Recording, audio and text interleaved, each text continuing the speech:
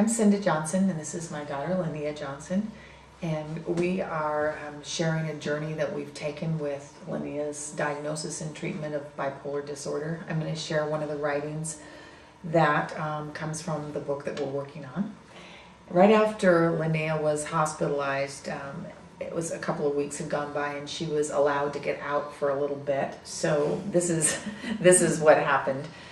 Soon she can actually leave the unit for more than 30 minutes if we call in and let the hospital know where we are. One exceptionally warm day, Linnea's dad brings the car around and we load her in for a little outing. We find out later that we aren't supposed to take her off the hospital campus, but we spirit her away and head down the street to Broadway. We end up in a coffee shop and we order drinks. Linnea is so happy to be away from the hospital for even 30 minutes. As we sit there drinking our coffees, the two young baristas behind the counter are laughing hysterically and watching something on the one guy's cell phone.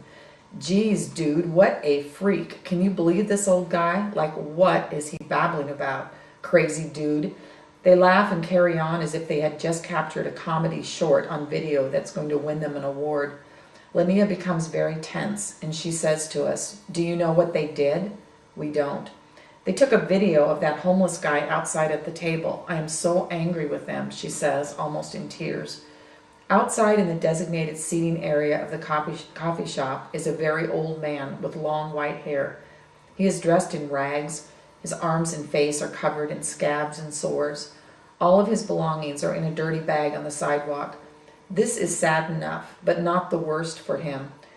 He is carrying on a very long conversation with himself, which was all captured with the young man's video on his phone.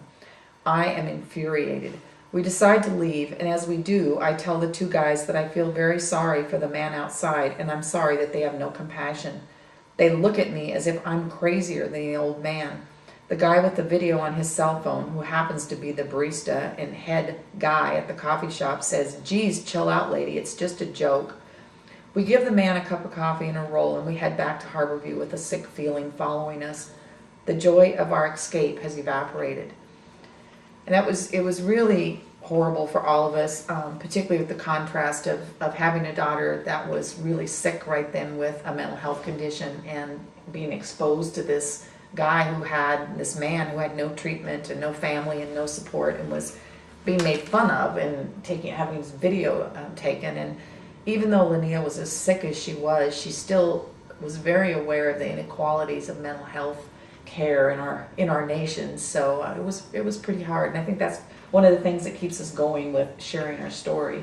Yeah, and I think that one thing to think about is there wasn't much difference between that man and I. We both needed a lot of treatment, and yet because I looked one way and he looked another way, the baristas were nice to me and not to him. So I think it's important also to speak out and tell them that we don't appreciate it instead of just getting angry and not saying anything. I think that's one way to really start trying to defeat the stigma and really talk about mental illness by speaking out if you feel like someone is being wronged.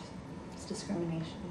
Yeah, and I know that you've told people before that you've been in a psychiatric unit of a hospital and they haven't believed you because you don't look like the person that's on the street. So I guess that's one of the reasons to share your story.